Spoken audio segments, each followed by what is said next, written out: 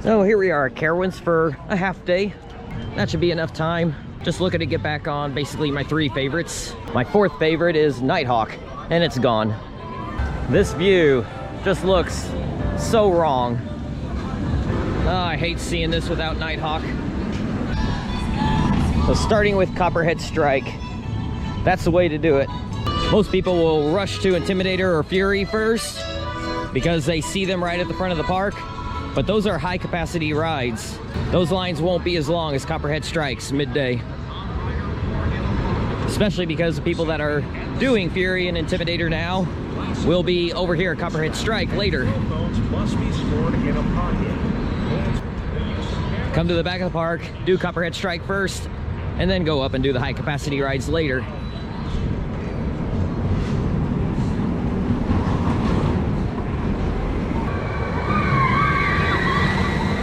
Got 4 laps in a half hour, about to go for a 5th.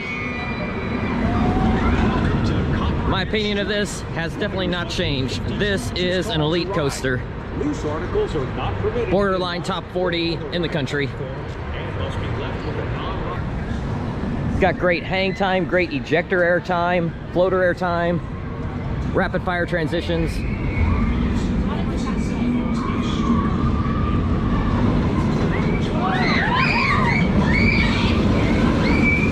This is basically a better version of Maverick.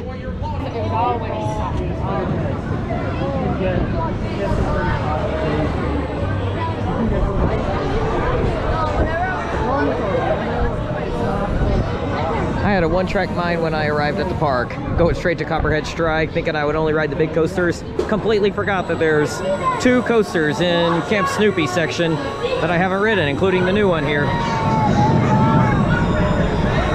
Completely forgot about this. It's about a 15 to 20 minute wait. Should have come straight here at opening and then gone over to Copperhead Strike. That's a solid junior coaster. Got tire propelled launches out of the station and a mid-course launch. You get to go around twice. It's a smooth ride. It's not very forceful, but it's not meant to be, because this is meant to be for families and for kids. So it serves its purpose well. I waited 25 minutes, although the line has gotten a whole lot shorter since I was in it. Of course, that happens to me a lot. Gosh, that's probably down to about less than 10 minutes now. I waited almost a half hour. And the one that used to be restricted to kids only or riding with a kid. And now adults can ride. 7 years, and I finally got the credit. Wilderness Run. E&F Myler kiddie coaster. And this is one of the better models. It's got the tight helix at the end with the little hills. You get good laterals going into the tight helix if you're riding in the back. Now these final little hills didn't give airtime necessarily. One of them felt like it did give me a little bit of lift. You get a little bit of lurching forward. But I always like these E&F Myler kiddie coasters. Glad I finally got to ride it. And these things are fun even if you're not on ride, because you can actually get them too. That's what I was doing a minute ago with that boat over there. So on this trip I've done all 3 of the Woodstock Express family Woodies at the Cedar Fair parks, and I've done them all in the back row. Kings Islands and Carowinds give really good floater air time on a couple of the drops. King's Dominions gives strong ejector air time. That one was by far stronger than the other 2.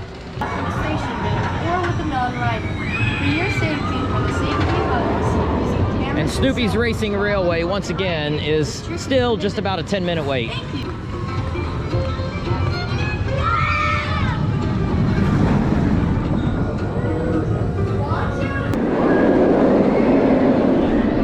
Another family coaster completes. All right, I'm just joking, settle down. It is a good ride. Middle of the pack B&M invert, I would say.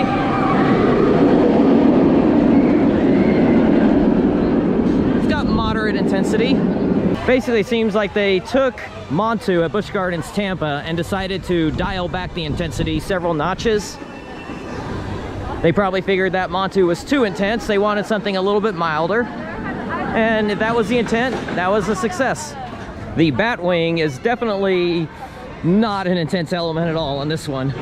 On Montu, it feels like it's trying to rip you apart. On Afterburn, It's just a couple gentle turns. But overall, it's a good ride. Got some intensity. Just don't expect the most intense B&M invert, because I don't think that's what it was meant to be.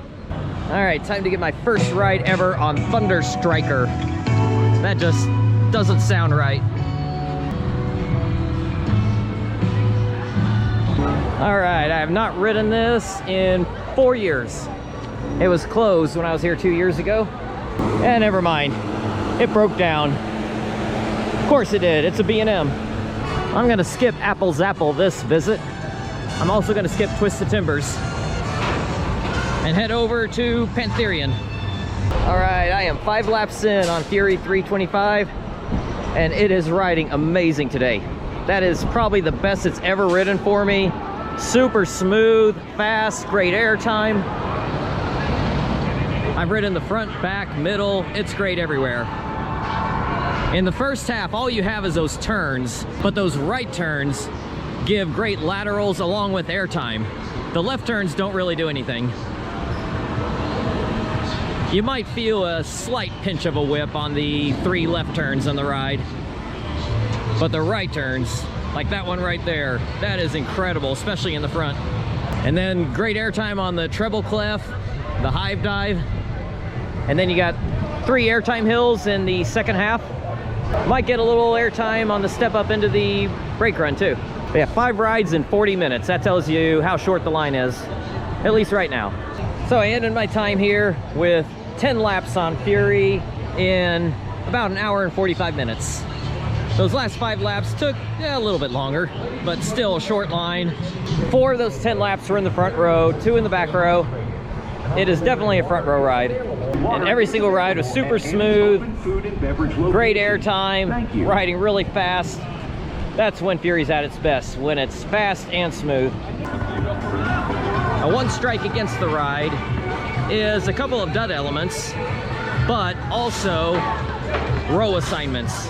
I hate row assignments so much, especially when it's such a short line. Fortunately, the grouper went on break, so we're able to pick our rows for a short time. Enjoy it while you got it, if you run into that.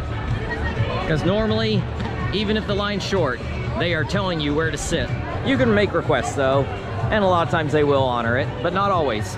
7 of my 10 rides, we did not have a grouper.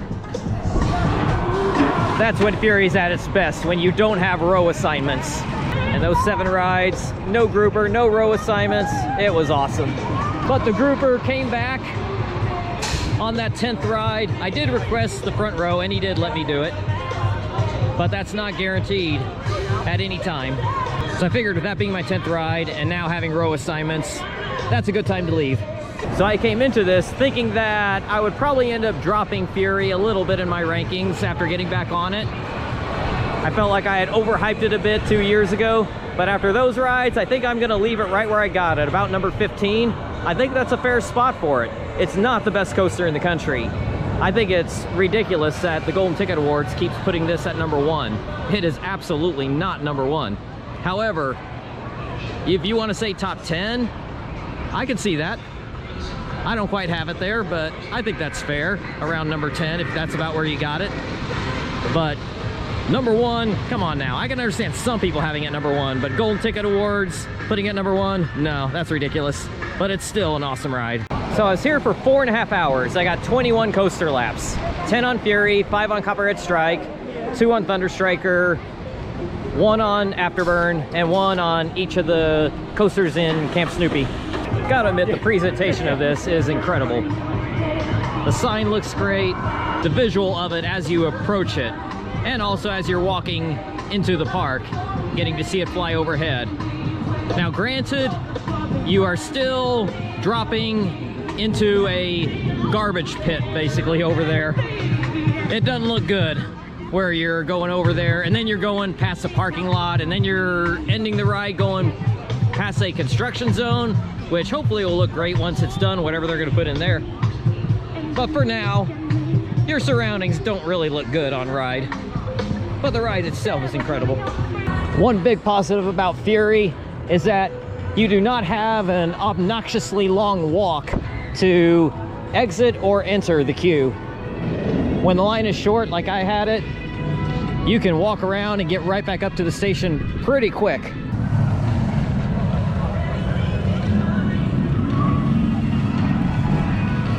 I went the wrong way. I was supposed to go down that way.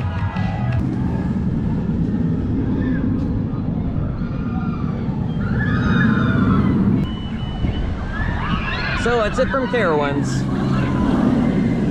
Gonna go pick up another one of those Frankies, +1 coaster credits. And then meeting up with a friend in Georgia to go to Lake Winnie tomorrow.